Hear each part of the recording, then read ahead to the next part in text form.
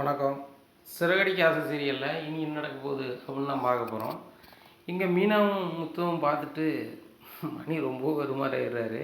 உடனே மீனா முத்து என்னை தயவுசெய்து இது நினைக்காதாங்க அப்படிங்கிறாங்க. இவங்களுக்கு அந்த ஷாக்லேருந்து அப்படி மீளவே இல்லை. அப்போ மீனா ஏங்க ஏங்க இவங்க ரோஹிணியோட மாமா தானே அப்படிங்கிறாங்க. மீனா மீனா முத்து தயவுசெய்து பண்ணிடாதப்பா மீனா, தயவுசெய்து சொல்லுமா, என் சூழ்நிலை சொல்லுமா, எனக்கு வயசாகி போச்சு அப்படிங்கிறாங்க. உடனே மாமா நீங்கள் எப்படிங்க அப்படிங்கிறாங்க. தம்பி இது என் கடை தான் அப்படிங்கிறாங்க. மலேசியாவிலேருந்து தான் அங்கே கடை வச்சுருக்கீங்க அப்படிங்கிறாங்க. தம்பி தப்பாக நினச்சிக்காதீங்க, நான் ரோஹிணியோட மாமாவே கிடையாது அப்படிங்கிறாங்க. உடனே ஏன் ஆச்சு நீங்கள் எங்கள் வீட்டில் போய் சொன்னீங்க அப்படிங்கிறாங்க. நான் உங்கள் வீட்டில் போய் சொல்ல தம்பி, பொய் சொல்லுறது வச்சது எல்லாமே ரோஹிணி பாப்பாவும் அந்த வித்யா பாப்பாவும் தான். 2 பேரும் என் மருமக்கு மாதிரி என்கிட்ட பழகிட்டாங்க, நான் பிறகு என்ன செய்ய அப்படிங்கிறாங்க. ரோஹிணி உங்களுக்கு எப்படி தெரியும் சொல்லுங்கள் மாமா அப்படிங்கிறாங்க. முத்து கடையில் வியாபாரம் நடந்துகிட்ருக்கு பார்த்தியாப்பா, இதை வச்சு தான் நான் வாழ்ந்துட்டுருக்கேன், அதனால் இந்த வியாபாரம் முடிஞ்ச பிறகு நம்ம தனியாக பேசிக்குவோமா அப்படிங்கிறாங்க. மாமா இந்த கடையில் தான் என் வீட்டம்மா கறி வாங்கிட்டு வந்திருக்கா, அதை வாங்கி சமைக்கும் போது தான் அருமையாக சமையல் வந்துருந்துச்சு. எங்களுக்கு ஒரு பெரிய சமையல் ஆர்டர் வந்திருக்கு, அதில் உங்கள் கடையிலேருந்து பொருள் வாங்கிட்டு போனால் நல்லா இருக்குமேனு வந்திருக்கோம், ஆனால் இங்கே பார்த்தா தான் நீங்கன்னு தெரியுது அப்படிங்கிறாங்க. கொஞ்சம் அமைதியாக இருங்க அப்படின்னு சொல்லிட்டு வந்தவங்களாம் கறியை கொடுக்குறாங்க. உங்களுக்கு எவ்வளோ கறி வேணும் அப்படிங்கிறாங்க. இவ்வளோ வேணும், சரி வாங்க கொடுத்து வீட்டுக்கு பேசிக்கிடுவோம் அப்படின்னு சொல்லி அவர் ப்ரோன் பண்ணி வீட்டுக்கு கூப்பிட்டு போகிறாரு. தம்பி வணக்கம் தம்பி, இங்கே பாருங்கள் என் ஃபோட்டோஸ் பூரா பாருங்கள் அப்படிங்கிறாங்க. ஃபுல்லும் வீட்டில் பார்க்குறாங்க, பூராமே நாடகத்தை நடித்த ஃபோட்டோஸ்லாம் இருக்குது. நீங்கள் நாடக நடிகரா அப்படிங்கிறாங்க. ஆமாம் தம்பி, நான் நாடக நடிகர் தான், நாடகம் தான் என்னுடைய வாழ்க்கை. 2வது எனக்கு யாருமே இல்லை, அந்த கலைத்துறையை நினச்சி தான் நான் சந்தோஷப்பட்டுக்கிட்டு இருப்பேன். இப்போது நான் கறிக்கடை வச்சுருக்கேன், இது என் மூதாதையர் வச்சது, இதை நான் நடத்தி கொண்டு இருக்கிறேன். ஆனாலும் அதில் வர வருமானத்தை வைத்து கொண்டும் நான் சினிமாவில் வாய்ப்பு தேடி தான் அலைஞ்சு கொண்டு இருப்பேன்.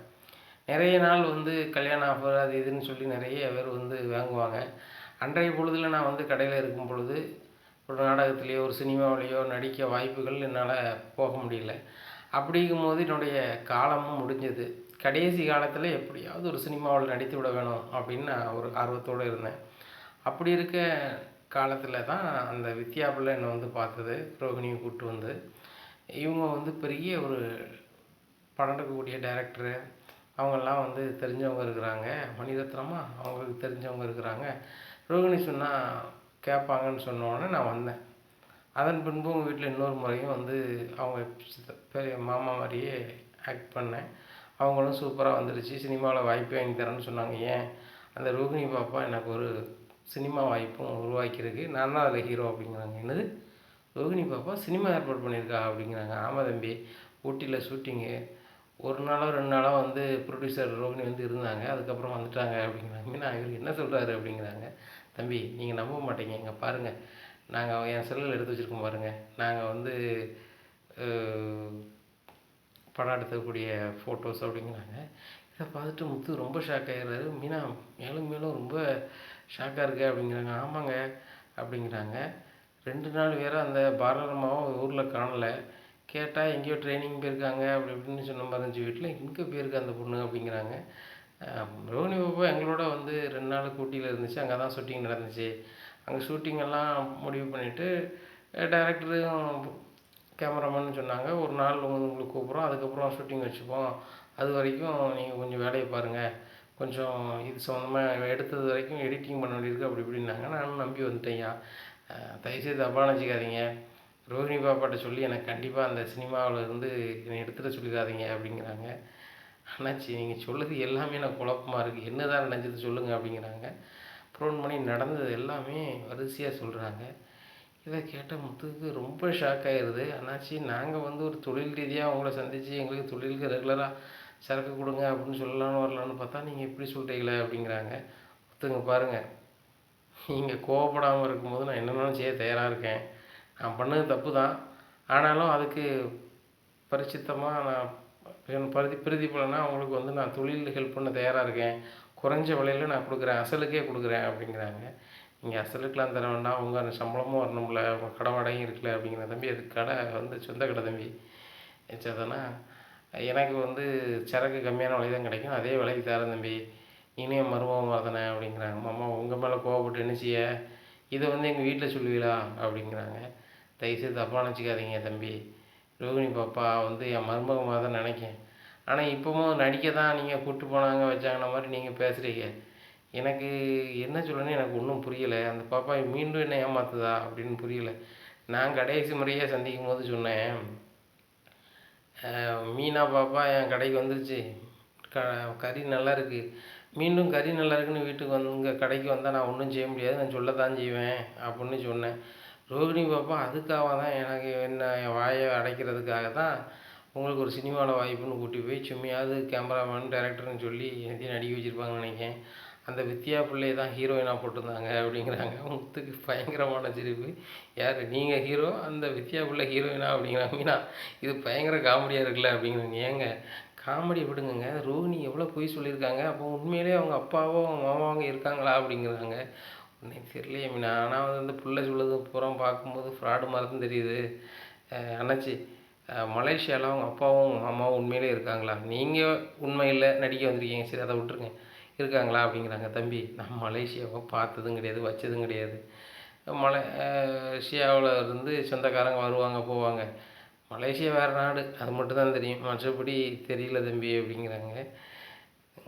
என்னாச்சு நீங்கள் கொஞ்சம் வீட்டு வரைக்கும் வாங்களேன் அப்படிங்கிறேன். தம்பி நல்லா இருப்பீங்க, கறியை வேணாலும் கொஞ்சம் குறைச்சி தரேன், இனி வீட்டுக்கு மட்டும் கூப்பிட்றாதங்க, வீட்டில் விஜய் ஆண்டி இருப்பாங்க, விஜய் ஆண்டி ரொம்ப கோவக்காரங்க, நான் பணக்காரன்னு எனக்கு அவ்வளோ மரியாதை கொடுத்தாங்க, இப்போ நான் பணக்காரன் இல்லை, ரோஹினியோட மாமா இல்லை அப்படின்னா கண்டிப்பாக கோவப்படுவாங்க அப்படிங்கிறாங்க. உடனே முத்து சிரிச்சுட்டு சொல்கிறாரு, மீனா அம்மாவை பற்றி நல்லாவே தெரிஞ்சு வச்சுருக்காரு, மாமா நீங்கள் வீட்டுக்கும் வர வேண்டாம் ஒன்றும் வர வேண்டாம், என்ன நடந்துச்சு ஏது நடந்துச்சின்னு சொல்லிட்டு ஒரு வீடியோ மட்டும் சொல்லிடுங்க, அதை அப்பாட்ட போட்டு காமிச்சிக்கிறேன். முத்து வீடியோ எடுத்தால் வந்து உங்கள் அம்மாவோ உங்கள் அப்பாவோ கடைக்கு வர மாட்டாங்களா அப்படிங்கிறாங்க. உங்கள் கடைக்கு வந்தோ நேரில் வந்தோ உங்கள்கிட்ட எந்த உரியும் பண்ண மாட்டாங்க, அதுக்கு நான் பொறுப்பு. ஆனால் என்ன நடந்துச்சு எது நடந்துச்சுன்னு எங்கள் அப்பாவுக்கு தெரியணும்ல, அந்த குடும்பத்தில் மூத்த ஆள் அப்படிங்கிறாங்க.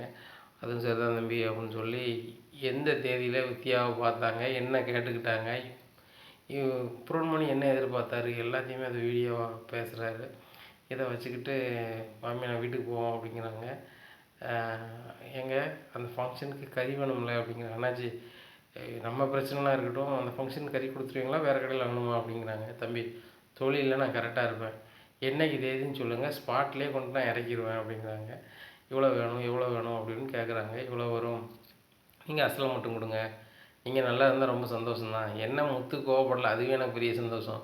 சரி தம்பி என்னுள்ளையே புரிஞ்சிட்டல தம்பி அப்படிங்கிறாங்க. அண்ணாச்சி நீங்கள் வெறும் அம்பை எய்தவர்கள் வந்து வேறு, அது ரோஹிணியும் வித்தியாவும், நீங்கள் என்ன செய்வீங்க, நான் உங்களிடத்துல என்ன பண்ணுறது, ஒன்றும் பண்ணுவதற்கு ஒன்றும் இல்லை, நீங்கள் ஃப்ரீயாக இருங்க அப்படின்னு சொல்லிட்டு முத்து அந்த வீடியோவோட நேராக வீட்டுக்கு போகிறாரு. வீட்டில் இல்லை. அந்த நேரத்தில் அண்ணாமலை ஈவினிங் வாக்கிங் போயிருக்காரு. அப்போ மீனா நீ வீட்டில் இரு நான் வரேன் அப்படின்னு சொல்லி நேராக பார்க்குக்கு போகிறாரு. அப்பா அப்படிங்கிறாங்க. முத்து எங்கே என்ன செய்கிற அப்படிங்கிறாங்க. நானும் கூட வாக்கிங் வரணும் வந்தோம்பா அப்படிங்கிறாங்க. அப்படியா வாப்பா, இன்றைக்கி வண்டியில் எதுவும் ஆஃபர் இல்லையா அப்படிங்கிறாங்க. ஆஃபர் இருக்குப்பா, ஒரு கதை கேள்விப்பட்டேன், வீட்டில் வந்துட்டு அதை சொல்ல முடியாதுப்பா, அதுவும் நாசுக்காக வந்துட்டு சொல்லணுங்கிறதுக்காக தான்ப்பா வந்தேன் அப்படிங்கிறாங்க. என்னாச்சு முத்து அப்படிங்கிறாங்க. ஒன்றும் ஆகலைப்பா, ஏற்கனவே நம்ம வீட்டில் ஒரு ஆள் வந்து பயங்கரமாக ஃப்ராடுத்தனம் பண்ணியிருக்கு, அதை உன்ட்ட வெட்ட வெளிச்சமாக காட்டுறது தான்ப்பா வந்தேன், நீனும் கொஞ்சம் நிதானமாக இருக்கிறத தானப்பா நான் சொல்ல முடியும் அப்படிங்கிறாங்க. உடனே முத்து மனோஜ் எதுவும் மனசோட பிரச்சனையா அப்படிங்கிறாங்க. மனோஜ் பிறந்ததே ஒரு பிரச்சனை தான்ப்பா, அதை நான் பேச வரலப்பா, நான் வந்து அவன் ஒய்ஃப் வந்து பார்லர் அம்மாவை பற்றி பேச வந்திருக்கேன்ப்பா அப்படிங்கிறாங்க. என்னடா என்னாச்சு, அந்த பிள்ளை சொந்தமாக பார்லர் வைக்கல, சொந்த பார்லர்னு சொல்லி சுற்றிட்டு இருக்க தானே சொல்கிறேன் அப்படிங்கிறாங்க. இப்போ அதுதான் நம்மளுக்கு ஏற்கனவே தெரிஞ்ச விஷயமே, நீ கூட தான் வந்து வீட்டில் சொல்லக்கூடாதுன்ட்டேப்பா, அது சொல்லே இல்லை, ஆனால் இப்போ வேறு விஷயம்பா அப்படிங்கிறாங்க. என்னடா அப்படிங்கிறாங்க. இப்போ நான் சொல்லுவதை காட்டிலும் இந்த வீடியோவை பாருப்போம் நான் கரெக்டாக தெரியும் அப்படின்ட்டு செல்லை கொடுக்குறாங்க. செல்லில் வீடியோவை பார்த்துட்டு அண்ணாமலை ஒரு மாதிரி ஆயிடுறாரு. டேய் என்னடா முத்து இந்த பொண்ணு இப்படி பண்ணி வச்சுருக்கு அப்படிங்கிறாங்க. அதான்ப்பா எனக்கு தெரியல, உண்மையிலே மலேசியாவில் இந்த பொண்ணுக்கு மாமா அப்பாலாம் இருக்காங்களா, குடும்பம் இருக்கா, இல்லை அவங்க அப்பா உள்ளே தான் இருக்காரா, என்னன்னே தெரிலப்பா, சொந்த பார்லர் வச்சுருக்காங்குது அதுவும் பொய்யா இருக்குது, அது போக சொந்த மாமாங்குது அவரும் பொய்யா இருக்காங்க, என்னத்த சொல்ல, அவர் இந்த இடத்துல கடை வச்சுருக்காருப்பா, நாங்கள் இப்போ சமையல் வேலையும் எடுத்து செய்கிறோம்லாப்பா, அதுக்கு வந்து ஒரு சமையலுக்கு ஆர்டர் கொடுக்கறதுக்காக கறி ஆர்டர் கொடுத்து வந்துடுவோம் அப்படின்ட்டு போனோம், அந்த கடையில் நல்லா இருக்குன்னு மீனாட்சி சொன்னாலே அப்படின்னு சொல்லிட்டு அங்கே போனாக்கா அவரும் இருக்கார். கேட்டால் எனக்கு அதுக்கும் சம்மந்தம் இல்லை, என்னை வந்து நடிக்க சொன்னாங்க, நான் ஒரு நாடக நடிகருங்காரு அப்படிங்கிறாங்க. இதை கேட்டால் நம்மள வந்து இவ்வளவும் பொறுமை காத்தா இதையும் நீ பொறுமை காக்கணும் அப்படிங்கிறாங்க. அப்பா நீங்கள் சொன்னீங்க, நான் மூச்சே காட்டலப்பா. ஆனால் வந்து இனிமேலும் அப்படி இருந்தால் சரி வராதுப்பா. அந்த ரோகிணி வந்து இன்னும் என்னெல்லாம் பண்ண போகிறாங்கன்னு தெரியல. இப்போ இதில் என்ன ட்விஸ்ட்டு அப்படின்னா, ரோகிணியோட அப்பா கிட்டேருந்து பணத்தை வாங்கி என் மாமா தான் மனோஜுக்கு பணத்தை அனுப்புனாங்க அப்படின்னு அந்த ரோகிணி பிள்ளை சொன்னது சரிதானப்பா. இப்போ அந்த பணம் எப்படிப்பா வந்துச்சு? மாமா இல்லைன்னு ஆயிடுச்சு, அவங்க அப்பா உள்ளே இருக்கார், எப்படி பணம் வந்துச்சு, அவங்க எப்படி கடைய ஆரம்பித்தாங்க அப்படிங்கும்போது அண்ணாமலைக்கு அப்போ தான் சிந்தனை வருது. அப்போ வந்து இந்த பணம் எப்படி வந்திருக்கும் அப்படிங்கிறாங்க. எனக்கு அதே டவுட்டு தான்ப்பா. மீனாவுக்கு எனக்கும் பயங்கர ஷாக்கு. மீனாவே ஒரு மாதிரி திணறிட்டு வீட்டில் இருக்கா. எனக்கு உங்ககிட்ட சொல்லாமல் இருக்குமில்லப்பா. நான் வீட்டில் வந்து அதிரடியாக அந்த இதை சொன்னேன் அப்படின்னு சொன்னால் முத்து வேண்டாதே சொல்லுதாம்னு தான் அம்மா சொல்லும் முதல்ல. ஆனால் இந்த வீடியோ போட்டு காமிச்சா நம்பிடும். ஆனால் அந்த பிள்ளையோட நிலைமை என்னாகும், உடனே விட்டு அனுப்பணும் வைக்கணும்னு எனக்கையாவது சொல்லுவாங்க அம்மா. அதான்ப்பா யோசிக்கிறேன் அப்படிங்கிறாங்க. என்னென்னு கேட்போம் அப்படின்னு சொல்லிட்டு நேராக அண்ணாமலை முத்தும் காரில் போகிறாங்க. அங்கே மீனா சமைக்கிறதுக்கே மனசு இல்லாமல் அப்படியே நின்றுக்கிட்டே இருக்காங்க. என்னடி என்ன பண்ணிகிட்ருக்க அப்படிங்கிற. அதை சமைக்கணும். ஆமாம் அப்படி சொல்லிக்கிட்டே இருக்கு, மணி 6 போகுது அப்படிங்கிறாங்க. உடனே மீனா சமையல் வேலை எல்லாமே ஆரம்பிக்கிறாங்க. இப்படி இருக்கும் முத்து அண்ணாமலையும் சேர்ந்து வராங்க. இதை பார்த்தா விஜயா, ஏங்க என்னங்க இவங்க கூட வரீங்க அப்படிங்கிறாங்க. முத்து கூட வந்தானே பயந்தானே அப்படிங்கிறாங்க. இல்லை அவன் கார் ஸ்டாண்ட்லேருந்து வருவான், நீங்கள் வாக்கிங் தானே போனீங்க அப்படிங்கிறாங்க. வாக்கிங் போனால் வார வழியில் முத்து வந்தான், ஏறி வந்துட்டேன், எல்லாத்துக்கும் விளக்கம் சொல்லணுமா அப்படிங்கிறாங்க. ஒன்றும் இல்லைங்க அப்படின்ட்டு இருக்காங்க. விஜய் எல்லோரும் வந்துட்டாங்களா அப்படிங்கிறாங்க. நீ யாரும் வரலங்க அப்படிங்கிறாங்க. மனோஜும் ரோகிணியும் சுருதி ரவி வந்தோடனே நான் இங்கே கூப்பிடு, அது வரைக்கும் ரெஸ்ட் எடுக்கேன் அப்படிங்கிறாங்க. என்னங்க என்னாச்சு அப்படிங்கிறாங்க. ஒன்றும் இல்லை, நான் எல்லார்ட்டையுமே பேச வேண்டியிருக்கிறது தான் அப்படிங்கிறாங்க. முத்து அப்பட என்னடா சொன்னேன் அப்படிங்கிறாங்க. அவன் ஒன்றும் சொல்லலை, எல்லோரும் வந்து நீ கூப்பிடு அப்படின்னு சொல்லிட்டு அண்ணாமலை போய் ரெஸ்ட் எடுக்க ஆரம்பிச்சிடுறாரு. இங்கே மனோஜ் ரோகிணியும் வந்துடுறாங்க, சுருதி ரவியும் வந்துடுறாங்க. வந்த பொண்ணோடனே ஏங்க மனோஜும் ரோகிணியும் வந்துட்டாங்க, இப்போ தான் ஃப்ரெஷ்ஷாகி உட்காந்துருக்காங்க, வாங்க அப்படிங்கிறாங்க. எல்லோரும் வாங்க அப்படிங்கிறாரு அண்ணாமலை. வராங்க. வந்தோடனே ரோகிணி நீ 2 நாள் எங்கேம்மா போயிருந்த அப்படின்னு அண்ணாமலை கேட்குறாங்க. ஒரு அங்கிள் நான் ஒரு ட்ரைனிங் போயிருந்தேன் அப்படிங்கிறாங்க. என்ன ட்ரைனிங்மா அப்படிங்கிறாங்க. அங்கிள் நான் இன்னும் 2 பிரான்ச் புதுசாக ஓப்பன் பண்ணுறேன், அதுக்கு லோன் விஷயமாக ஒரு ட்ரைனிங் கொடுத்தாங்க, எப்படி தொழில் செய்யணும் அப்படின்ட்டு அப்படிங்கிறாங்க. அப்படியாம்மா, சரி சரி, அதில் ஷூட்டிங் மாதிரி எடுத்தீங்களாம்மா அப்படின்னு கேட்குறாங்க. என்னம்மா சொல்கிறீங்க, எனக்கு ஒன்றும் புரியலை அப்படிங்கிறாங்க. இல்லைம்மா, ஒரு நாடக நடிகரை வச்சு நீ எதுவும் சினிமா எடுத்தியா, நீ ப்ரொடியூசராக இருந்து பண்ணியாம்மா அப்படிங்கிறாங்க. கேட்ட ரோகிணிக்கு தூக்கி வாரி போகுது. என்ன அங்கிள் நீங்கள் எப்படி சொல்கிறீங்க அப்படிங்கிறாங்க. முத்து அதில் டிவியில் ஓட விடுறா அப்படிங்கிறாங்க. டிவியில் ஓட விடுறாங்க, அதில் புரோன்மணி பேசுகிறாரு. பேச்சை கேட்டுட்டு மனோஜுக்கும் விஜயாவுக்கும் தூக்கி வாரி போடுது. ரோகிணியை பெரிய கோடீஸ்வரி, அவள் சொல்லுதெல்லாம் உண்மை அப்படின்னு நினச்சோம், ஆனால் இனி இப்படி ஆயிடுச்சு அப்படின்னு சொல்லி விஜயா ரொம்ப ஷாக்காகி நிற்கிறாங்க. ஏங்க இவர் என்ன சொல்லியிருக்காரு, இவர் நம்ம சம்மந்தி தானே அப்படிங்கிறாங்க. விஜயா அவர் சம்மந்தி இல்லை, சம்மந்தியே நடிக்க வந்தவர், அவரை ஏற்பாடு பண்ணது உன் மருமக ரோகிணி அப்படிங்கிறாங்க. இதை கேட்ட விஜயா ரோகிணி மேலே சரியான கடுப்பாகுது. ரோகிணி என்ன பண்ணி வச்சுருக்க அப்படிங்கிறாங்க. அத்தை அப்படிங்கிறாங்க. தயவு செய்து நீ அத்தனை கூப்பிடாத, அவர் யார் அப்படிங்கிறாங்க. உடனே முத்து சொல்கிறாரு, அவர் தான் இந்த அண்ணன் நாடக நடிகர், நான் இத்தனை வருஷமாக அதில் கறிக்கடை வச்சுருக்கேன், அதனால தான் எல்லாமே சொல்லிட்டாரு, இன்னும் அவர் எவருன்னு கேட்டால் அப்படிங்கிறாங்க. உங்கள் மருமக என் மாமான்னு சொல்லி நடிக்க கூப்பிட்டு வந்திருக்காங்க. உண்மையிலே மாமா இருக்காரா, மலேசியாரா அப்படி ஒரு அப்பா இருக்காரா, அதுவும் உள்ளே இருக்காரா, அதை மட்டும் கேளுங்க அப்படிங்கிறாங்க. இதை கேட்ட விஜயா, ரோகிணி உள்ளதை சொல்லு அப்படிங்கிறாங்க. ஆஹா, இது வரைக்கும் தான் அவங்க சொல்லியிருக்காரு, அப்போ இதுக்கு மேலே ஒன்றும் சொல்லலை, இதுக்கு மேலே நம்ம வேறு மாதிரி ட்ராக்கில் கொண்டு போனால் தான் நல்லாயிருக்கும் அப்படின்னு சொல்லிட்டு, மாமா அத்தை நீங்கள் 2 பேரும் நான் மன்னிக்கணும், எங்கள் அப்பாட்ட நான் கோவப்பட்டு இங்கே வந்து இருக்கேன், ஆனால் எங்கள் அப்பா உள்ளே தான் இருக்கார், இந்த சூழ்நிலையில் எங்கள் வீட்டிலேருந்து யாரும் வரலை நீங்கள் சொல்லிக்கிட்டு இருக்கும்போது நல்லா இருக்காது அப்படின்னு சொல்லி தான் அவர் நடிக்க கூட்டி வந்தேன். ஆனால் மனோஜ் கடை ஆரம்பிக்கிறதுக்கு பணம் அனுப்புனது எங்கள் அப்பா தான் அப்படிங்கிறாங்க. இதை கேட்ட மனோஜ், பணம் அனுப்புனது அப்பாங்கிற ஆளை பணம் அனுப்புனது ஜீவா இல்லை, இதை நம்ம சொல்லலாமா, இல்லை இது சொன்னோமா கேள்வி கேட்கலாமா, இல்லை நம்ம சொன்னோம்னா இந்த கடையை இவங்க வாங்கிடுவாங்களா அப்படின்னு சொல்லி முடிச்சிட்ருக்காரு. உடனே ரோகிணியை பார்த்து மனோஜ் முடிக்கிறாங்க. ரோகிணி நீ சொல்கிறது உண்மை தானா அப்படின்னு மறுபடியும் அனுப்புகிறாரு. மனோஜ் உங்களுக்கு தெரியாதா அப்படிங்கிறாங்க. எனக்கு என்ன தெரியும் அப்படிங்கிறாங்க. உனக்கு என்னடா தெரியுமா, உங்கள் மாமனார் பணம் உன் தானே அனுப்புகிறாரு அப்படின்னு சொல்லி ரவி கேட்குறாரு மனோஜ்கிட்ட. ஆமாம் அவர் தான் அனுப்புகிறாரு அப்படிங்கிறாங்க. அண்ணாமலை சொல்கிறாங்க, ஏம்மா உங்கள் மாமா வரல, உங்கள் வீட்டிலேருந்து யாரும் வரலைன்னா வரலன்னு சொல்லு, அதுக்காக இன்னொரு ஆளை கூப்பிட்டு வந்து நடிக்காத. ஒரு குடும்பத்தில் ஒரு வாழ வந்த பிள்ளைகள் வந்து உண்மை நிலையை சொல்லி வாழணுமா? மீனா வீடு கஷ்டப்பட்ட வீடு தான், அதுக்காக பில்டப் பண்ணுறாங்களா? இல்லை. சுருதி வீட்டில் வசதி தான், ஆனால் வந்து அவங்க என்னென்ன செய்யணுமோ செஞ்சுட்டு போயிட்டே இருக்காங்க. நடிக்கக்கூடாதுமா. ஒரு வீட்டில் வந்து இயல்பாக இருக்கணும், அதுதான் வாழ்க்கையில் ஜெயிக்கும். புரியுதா? உண்மையும் நம்பிக்கையோடு வாழ்கிறது தான் வாழ்க்கை. ஏன்னா கணவன்கிட்டையோ கணவன் வீட்டில் வாழும்போதோ உண்மையை சொல்லி வாழணுமா அப்படிங்கிறாங்க. ரோஹிணி எல்லாம் ஒரு பதிலும் பேச முடியல. ரோஹிணி இந்த பொய் மட்டும் தான் சொல்லியிருக்கியா, வேறு எதுவும் பொய் சொல்லியிருக்கியா அப்படின்னு சொல்லி மனோஜ் வந்து ரோஹிணிகிட்ட கேட்குறாங்க. டேய் வாங்க, இதை நான் கண்டுபிடிச்சி போய் தான் அவன்கிட்ட சொல்லியிருக்கேன், நீ கண்டுபிடிக்கல. மீனும் மாங்காய் தின்னுக்கிட்டு வடக்கு இந்திக்கு மிச்சர் சாப்பிட தான் லாய்க்கு போலக்குப்பா அப்படிங்கிறாங்க. அண்ணாமலை சொல்கிறாங்க, இனிமையாவது ரோஹிணி வீட்டில் பொய் சொல்லாமல் வைக்காமல் இருக்க பாருங்கள், சரி சரி போங்க அப்படின்னு சொல்லிட்டு போகிறாங்க. இப்போ விஜயாவுக்கு சரியான கோபம். எது ரூமுக்கு போனோன்னா விஜயா வந்து ரோஹிணியை வெளுன்னு ஒழுக்காங்க தலைவாணியை வச்சு. ஆன்ட்டி ஆன்ட்டிங்கிற, என்ன ஆன்ட்டி ஆன்ட்டிங்கிற, பூரா பொய் தான் அவங்க சொல்லியிருக்கேன். உங்கள் மாமா பணம் அனுப்புனாருன்னு சொன்னேன், கடைசியாக பணம் அவங்க தரமாக கூட உங்கள் மாமா அனுப்புனார், அப்படி பண்ணார் இப்படி பண்ணாருன்னு எல்லாம் இப்போ ஃப்ராடாக தான் இருக்குன்னு. வந்தவனுக்கு நான் என்னெல்லாம் செஞ்சுட்டேன், அவர் நாடக நடிகருக்கு அவரை கூப்பிட்டு வந்து நடிக்க வச்சுருக்கேன், அவர் மட்டும் கையில் கிடைக்கட்டும் அப்படிங்கிறாங்க. ஆன்ட்டி என்னை மன்னிச்சிருங்க, எங்கள் வீட்டில் பெரிய கோடீஸ்வரங்க, இப்படிப்பட்ட வீட்டுக்கு எங்கள் உறவினர் யாராவது வந்தால் இந்த ஒரு கஷ்டப்பட்ட ஒரு பிச்சைக்காரங்க குடும்பத்தில் தான் நீ வாக்கப்பட்டியான்னு மாதிரி கேட்டுருவாங்க அப்படிங்கிறாங்க.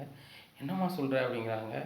ஆன்ட்டி எங்கள் குடும்பம் மிகப்பெரிய கோடீஸ்வரங்க, கிட்டத்தட்ட அக்கௌண்ட்டில் 1000 கோடி கணக்கில் போட்டு வச்சுருப்பாங்க, கோடி கணக்கில்.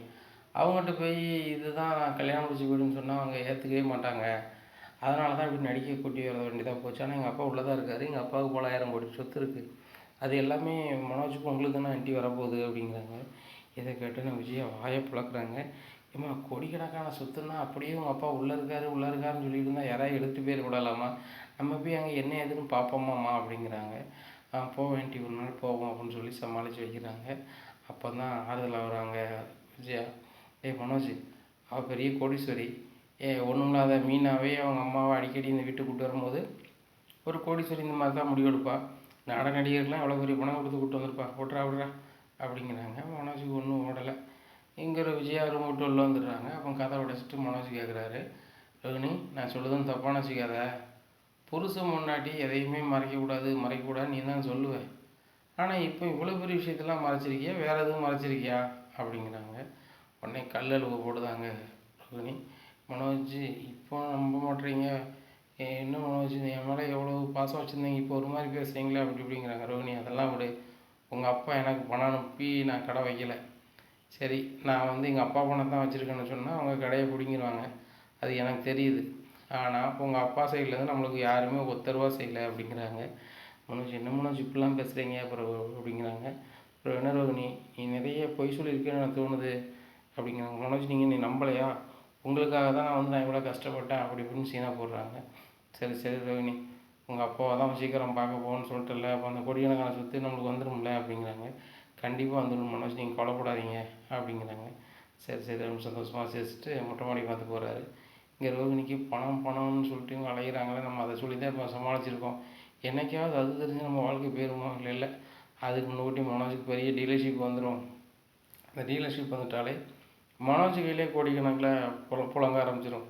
அதை வரவு செலவு பார்க்குறதுக்கே மனோஜுக்கும் ஆண்டிக்கும் சரியாக இருக்கும் நேரம். அப்படி இருக்கும்போது என்னை பற்றி என்னத்தை கேட்க போகிறாங்க அப்படின்னாலுமே பார்த்துக்கலாம் அப்படின்னு சொல்லி அசால்ட்டாக நினைக்கிறாங்க. இந்த சூழ்நிலையில் மீனாவுக்கு அந்த கல்யாணம் ஏற்பாடு பண்ணதுக்கு அந்த சமையல் கல்யாணத்து மண்டபத்தில் ஏற்பாடு எடுத்திருக்காங்கள, ஆர்டர் எடுத்திருக்காங்களே, அது வந்துடுது தான், டேட் வந்துடுது. ப்ரோன் பண்ணிவிட்டு கறியை வாங்கிட்டு போய் சூப்பராக பண்ணி கொடுக்குறாங்க. எல்லாருமே ஓஹோன்னு பேசுகிறாங்க. சாப்பாடை சாப்பிட்டுட்டு ஒரே நாளில் 6 புக்கிங் ஆகுது, அந்த மேனேஜர்கிட்ட புக் பண்ணிட்டு போகிறாங்க. இதே சாப்பாட்டு போங்கிறவங்க கண்டிப்பாக எங்களுக்கும் ஆர்டர் பண்ணணும் அப்படின்னு சொல்லிட்டு இதை மீனாட்ட சொல்கிறாங்க. மீனாவுக்கு பயங்கர சந்தோஷம். நம்ம பெரிய அளவில் விளம்பரம் எதுவும் பண்ணல, விசிட்டிங் கார்டு அடித்து மட்டும் தான் மண்டபத்துக்கு கொடுத்துருக்கோம், இப்படி வந்து சொல்கிறாங்களே அப்படின்னு சொல்லும்போது முத்து சொல்கிறாரு, மீனா பூக்கடைக்கு விளம்பரம் தேவையில்லைன்னு சொல்லுவாங்க, அது மனமே போதும் அப்படின்னு தான் சொல்லுவாங்க, அதை மாதிரி உன் சாப்பாடை சாப்பிட்டு பார்த்துட்டு இவ்வளோ ஒரு அருமையாக இருக்குது, கண்டிப்பாக இவங்ககிட்டயே கொடுப்போம்னு கொடுக்குறாங்க. ரொம்ப நல்லா இருக்குது, இப்படி போகிற போக்க பார்த்தா நீனே பெரிய கோடீஸ்வரர்னு நினைக்க மீனா அப்படிங்கிறாங்க. எங்கள் கோடீஸ்வரி ஆறனோ ஆகலையோ, உங்கள் அண்ணன் ஒரு பொய் சொன்னார் இந்த சந்தோஷ் சார்கிட்ட, என் தம்பி 50 கார் வச்சு ட்ராவலர்ஸ் வச்சு நடத்துகிறாரு அப்படின்னு சொல்லி. அவர் 50 காருன்னு சொல்லியிருக்காரு. நம்ம 100 கார் வாங்கி உங்களை வந்து பெரிய தொழிலதிபர் ஆக்கணுங்க, இதாங்க என்னோடய ஆசை, இதுதாங்க என்னோடய கனவு அப்படிங்கிறாங்க மீனா. அது நீ கண்டிப்பாக நீ செய்வேன்னு எனக்கு தெரியும் அப்படிங்கிறாங்க. ஏங்க நான் மட்டுமாங்க சாதித்தேன், இந்த தொழிலில் வந்து சாதிக்கணும்னா நீங்களும் தான் எனக்கு உதவிகரமாக இருந்திருக்கீங்க. நான் ஒத்தியில் என்னால் பண்ணியிருக்கவே முடியாது. அதாவது உணவுப் பொருள் ஆர்டர் பண்ணதாக இருக்கட்டும், வைக்கிறதா இருக்கட்டும், அதை சமைக்கிறதுக்கு பரிமாறுறதா இருக்கட்டும், எல்லாமே நீங்கள் தான் பண்ணுறீங்க. சமையல் மட்டும் தான் நான் பண்ணுறேன், அதான் ஆட்கள் வச்சு தான் பண்ணுறேன் அப்படிங்கிறாங்க மீனா. உன்னுடைய உத்வேகமும் உன்னுடைய முயற்சியும் மிகப்பெரியது, அது முன்னாடி யாருமே நிற்க முடியாது அப்படிங்கிறாங்க. நிறைய புக்கிங் வந்து செஞ்சுக்கிட்டே கொடுத்துக்கிட்டே இருக்கிறாங்க, ஏகப்பட்ட பணம் வருது. அந்த கேப்லேயே வந்து மொட்டை மாடியில் ரூம் கட்டிடுறாங்க. பாலும் தலைவரை கூப்பிட்டு, அரசியல்வாதி தலைவரை கூப்பிட்டு வந்து பாலும் காய்ச்சிடுறாங்க. இங்கே விஜயாவுக்கு ரொம்பவே கடுப்பாக இருக்குது. அந்த ரூமை பார்க்க ரொம்பவும் ஆசையாக இருக்குது. எங்கே பேசாமல் இந்த ரூம்பு நம்ம எடுத்துக்குவோமா அப்படிங்கிறாங்க அண்ணாமலைகிட்ட. அப்போது அண்ணாமலை சொல்கிறாங்க, அவங்க புதுசாக தங்குறதுக்காக அவங்க திட்டமிட்டு கட்டியிருக்காங்க, இதை போய் நீ வந்து நீ இருக்கணும்னா எப்படி அப்படி இப்படின்ட்டுருக்காங்க. உடனே இந்த செய்தி வந்து மீனா காதில் உள்ளது. உடனே மீனா சொல்கிறாங்க, ஏங்க புதுசாக கட்டின ரூமில் வேணால் மாமாவும் அத்தையும் இருந்துட்டு போட்டோம், நம்ம வேணால் அத்தையும் மாமா இருக்க ரூமில் இருந்துருவோமா அப்படிங்கிறாங்க மீனா. அப்பா நம்ம தான் இங்கே இருக்க சொன்னாங்க, சரி அப்பாட்ட சொல்லுவோம் வா அப்படின்னு சொல்லிட்டு, அப்பா மொட்டை மாடியில் இருந்தால் உனக்கு இயற்கையை கற்று கொஞ்சம் வந்துக்கும்பா, அது போக உனக்கு வாக்கிங் போகணும் வைக்கணும்னு சொல்லிட்டு நீ அங்கங்கே அலைய வேண்டாம், மொட்டை மாடியிலே வாக்கிங் போய்க்கலாம்ப்பா, அங்கேயே ரூமும் இருக்கும், எல்லா வசதியும் அங்கேயே இருக்கலாம்ப்பா அப்படிங்கிறாங்க. டேய் முத்து, உங்களுக்காக நீங்கள் பார்த்து பார்த்து கட்டிக்கிட்டது அப்படின்னா, அப்பா அப்படிலாம் கிடையவே கிடையாதுப்பா, உன் கூட இருக்கணும்னு சொல்லி 2 ரூம் எடுக்கணும் தான்ப்பா எடுத்தது, வேறு எதுவுமே இல்லை. மீனா இன்றைக்கி தொழில் பண்ணதாக ஒரு தொழிலதிபர் ஆகிட்டா அப்படிங்கும்போது அண்ணாமலை சொல்கிறாங்க, நீனும் தொழிலதிபர் தான், 2 பேரும் சேர்ந்து தானே பாட்டுன்னு மாதிரி தானே செய்கிறீங்க, புருஷன் முன்னாடி 2 பேருக்கும் ஒருத்தருக்கு ஒருத்தர் உதவுறீங்க, இது நல்லா தான் இருக்குது, கண்டிப்பாக நீங்கள் பெரிய ஆளாக வருவீங்கன்னு எனக்கு தெரியும், அதனுடைய தொடக்கம் தான் இது, கண்டிப்பாக நல்லா செய்யுங்க. உங்கள் சமையலை வந்து என் கூட முன்னாடி வேலை பார்த்த ஒரு ஆளும் பார்த்து சாப்பிட்டு சொன்னார், உங்கள் பையனும் மருமகனும் சேர்ந்து சமைக்கிற சாப்பாடு செமையாக இருக்குது அப்படின்னு சொல்லிட்டு. உண்மையிலே அருமையாக பண்ணுறீங்க. ஒரு நாள் நீங்கள் எந்த மண்டபத்தில் விசேஷத்தில் சாப்பாடு பொங்குறீங்க, அலங்காரம் பண்ணுறீங்க, பூ அலங்காரம் நடக்கல, அதை அந்த இடத்துக்கு நீங்கள் கூப்பிடுங்க, நான் வரேன், பார்த்துட்டு நானும் மனசார வாழ்த்தணும் அப்படிங்கிறாங்க. ஒரு நாளைக்கு ஒரு ஃபங்க்ஷன் இருக்குப்பா அப்படிங்கிறாங்க. அந்த ஃபங்க்ஷனுக்கு போகிறாங்க. மீனா ரொம்ப அழகாக வந்து மேரேஜுக்கு டெக்கரேஷன் பண்ணி வச்சுருக்காங்க. அப்புறம் பூ அலங்காரம் அவ்வளோ அருமையாக இருக்குது. அதுக்கு வந்து சாப்பாடு சௌகரியம் ரொம்ப தெள்ள தெளிவாக இருக்குது, ரொம்ப அருமையாக இருக்குது. இதை பார்த்துட்டு எல்லாருமே ரொம்ப சூப்பருங்கிறாங்க. அப்போ அதில் பக்கத்தில் சாப்பிட்ருக்க ஒரு ஆள் சொல்கிறாரு, சாப்பாட்டுக்குன்னு ஒரு அவார்டு கொடுத்தா அந்த சமைக்கிறவங்களுக்கு தான் கொடுக்கணும் அப்படி அப்படிங்கிறாங்க. கேட்டால் நம்மளுக்கு ஆனந்த கண்ணீர் வருது. என் பிள்ளைகள் இவ்வளோ அருமையாக சமைச்சிருக்கா அப்படின்னு சொல்லிட்டு, டேய் முத்து, ஏம்மா மீனா ரொம்ப அருமையாக சமைச்சிருக்கீங்கம்மா, சாப்பிடும் போது எல்லோரும் மனநிறைவோடு சாப்பிட்றாங்க. அதுபோக கல்யாணத்தில் வந்து எதுக்காக உணவு பரிமாறுறாங்க அப்படின்னு சொன்னால், வந்தவங்கள உபசரிக்கிறதுக்கும் மனசார மயிர் நிறைஞ்சி வாழ்த்து பெறுவதற்கும் தான். இந்த 2யுமே உங்கள் உணவு பண்ணி கொடுக்கு. கண்டிப்பாக நீங்கள் சமைக்கிற இடத்துல நடக்கக்கூடிய கல்யாணங்கள், சுப காரியங்களில் எல்லாருமே ரொம்ப மனதார வாழ்த்துவாங்க. உங்களையும் அந்த விழாவை ஏற்பாடு பண்ணவங்களையும் கண்டிப்பாக நல்லா இருப்பீங்க அப்படி இப்படிங்கிறாங்க. இங்கே மாமா நீங்கள் சொல்லுத வாழ்த்தே எங்களை கண்டிப்பாக உயர்த்தும் அப்படிங்கிறாங்க மீனா. நிறைய ஆர்டர் எடுத்து செய்கிறாங்க. விஜயாவுக்கு ரொம்பவே கடுப்பாக இருக்குது. அப்போ பார்வதிகிட்ட கேட்குறாங்க, இப்போ பாரு பார்வதி, இந்த முத்து மீனாவும் ஒவ்வொரு கல்யாண ஆர்டராக எடுத்து செய்தாங்க. முன்னாடி இந்த மீனா 50க்கும் 100க்கும் பூ வித்துட்டு அலைஞ்சா அவளாம் ஒரு ஆளா அப்படின்ட்டு இருந்தேன். இப்போ லட்சக்கணக்கில் சம்பாத்தியம் பண்ணுறாங்க பாரு. 1.5 மாதம் கூட ஆகலை, மாடியில் ரூம் கட்டி பால் காய்ச்சிட்டாங்க. அது போக அவன் வந்து 2 கார் தான் ஓட்டிகிட்டு இருந்தான், இப்போ 3 கார் எக்ஸ்ட்ரா வாங்கி இப்போ 5 கார் ஓடுது. அதுவும் 5 பேர் டிரைவர் போட்டு ஓட்டுதாங்க. இந்த முத்து பையன் கார் ஓட்ட போகிறதே கிடையாது. இந்த மேரேஜ் டெக்கரேஷனாக இருக்கட்டும், பிறகு சமையல் வேலையாக இருக்கட்டும், இந்த 2ம் தான் ஆர்டர் எடுத்துக்கிட்டு வடக்கையும் தெற்கையும் விளாண்டிக்கிட்டு இருக்கான்.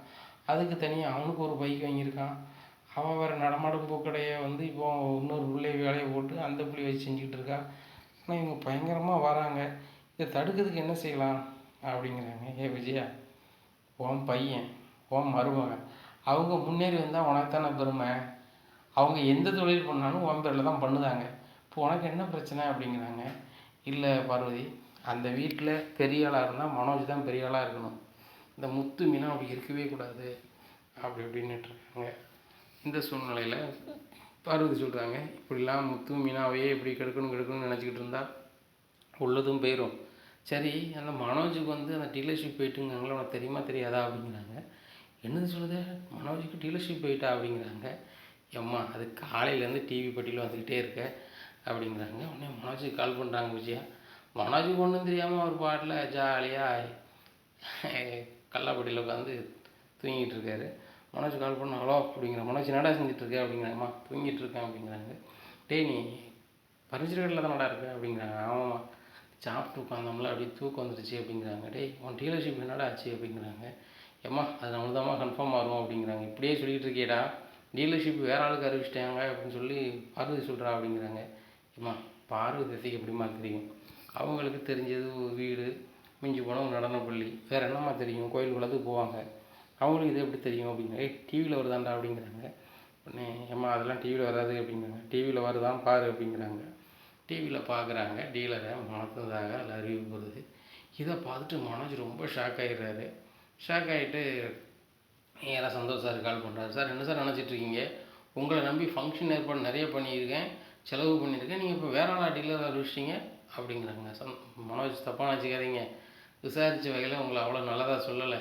பிறகு நான் உங்களுக்கு டீலர்ஷிப் வந்துட்டு நான் கஷ்டப்பட முடியாது, நானும் கஷ்டப்பட்டு தான் அந்த நிலைமைக்கு வந்திருக்கேன், மறுபடியும் நான் அதே நிலைக்கு வர்றதுக்கு நான் விரும்பலை, அதனால் வேறு ஆளாக மாற்றிட்டேன். நீங்கள் சப் டீலர் வேணும்னா யார்கிட்ட டீலர்ஷிப் கொடுத்துருக்கணும் அவங்கள்ட்ட பேசி வாங்கிக்கோங்க அப்படிங்கிறாங்க. சார் நான் உங்களை சும்மா விட மாட்டேன், எனக்கு நிறைய செலவு கொடுத்து விட்டீங்க, நான் உங்களை என்ன பண்ணுற பாருங்க அப்படிங்கிறாங்க. இதை கேட்ட சந்தோஷ் சார் ரொம்ப ஷாக் ஆகிட்டாரு.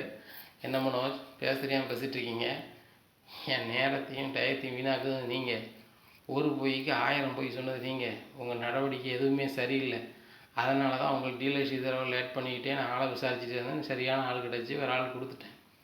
உங்களுக்கு சப் டீலர் வேணும்னா நான் கொடுத்த டீலர் கொடுத்துருப்போம்ல அவர்கிட்ட வாங்கிக்காங்க, இல்லை நான் செலவு பண்ணதுக்கு நான் சும்மா விட மாட்டேன் வைக்க மாட்டேன்னா என்னென்னாலும் பண்ணுங்கள், இப்போ நீங்கள் என்ன பண்ணுறது, நான் உங்களை பண்ணுறேன் அப்படின்னு சொல்லிட்டு நேராக அவங்க வக்கீல் ஃபோன் அடிச்சு, சார் இந்த மாதிரி மனோஜுக்கு ஒரு உரி பண்ணுறாரு, அவர் மேலே என்ன நடவடிக்கை எடுக்கணும் எடுங்க அப்படிங்கிறாங்க.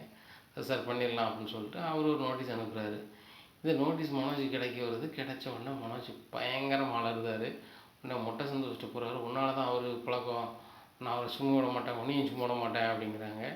மனோஜ் உனக்கு வந்து ஒரு லாபம் கிடைக்குங்கும் போது இன்னும் தலையில் தூக்கி வச்சு ஆடினேன், இப்போ உனக்கு கிடைக்கலன்னொன்னே என்னை தூச்சி பேசுகிறேன் அப்படி தானே, அதுக்கான ஆள் கிடையாது, நீ என்ன வேணாலும் பண்ணு, உன்னை பார்த்து விசாரிச்சுருக்காங்க, சுத்தமாக யாரும் நல்லபடியாக சொல்லலை, ஏன் உன் ஸ்டாஃபுமே சொல்லலை, அவர் வேறு யார்ட்டையும் விசாரிக்கலை, பழக்க வழக்கத்தை அவர் விட்டார், அதெல்லாம் அவர் கேட்கல, ஒரு தொழில் போட்டியில் யாருனாலும் என்ன வேணாலும் பண்ணலாம், ஆனால் தாங்கிட்ட வேலை பார்க்குற ஸ்டாஃப் வந்து என்ன சொல்கிறாங்க அப்படின்னு சொல்லி மனோஜ்கிட்ட வேலை பார்க்குறவன்ட்ட கேட்பேன்னு சொல்லி கேட்டிருக்காரு. யாருமே நல்ல அபிப்பிராயத்தை சொல்லலை, சம்பளம் ஒழுங்காக கொடுக்க மாட்டார், வேலை பார்க்குற ஸ்டாஃபும் மதிக்க மாட்டார், தான் முதலாளிங்கிற கருவத்தில் தான் இருப்பார், குனிஞ்சு ஒரு வேலை கூட செய்ய மாட்டார், நீ ரொம்ப சோம்பேறி அப்படி இப்படின்னு என்னெல்லாமோ சொல்லணும் மூலியமா சொல்லிட்டாங்க.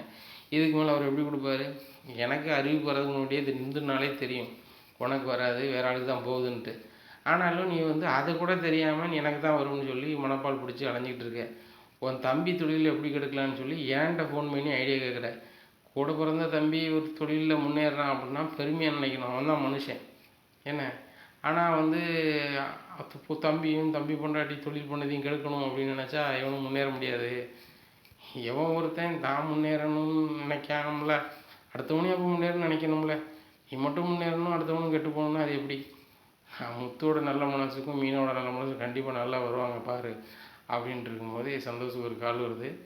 ஏய் நீ சொன்ன மாதிரியே அவங்களுக்கு ஏதோ ஒரு பரிசு கொடுக்குன்னு சொல்லி சர்க்கார்லேருந்து பேசியிருக்காங்க அப்படிங்கிறாங்க. என்னது சர்க்கார்லேருந்து பேசியிருக்காங்களா அப்படிங்கிறாங்க. மனோஜ் உன் தம்பிக்கும் குழந்தைகளுக்கு 100 ஆயுஷ் தான், நான் இப்போ தான் பேசிகிட்டு இருக்கேன் அவங்கள பற்றி, இப்போ அவங்களுக்கு வந்து சிறப்பாக தொழில் பண்ணுறாங்கன்னு சொல்லி ஒரு அவார்டே கொடுக்க போகிறாங்களா அப்படிங்கிறாங்க. என்னது அவார்டா அப்படிங்கிறாங்க.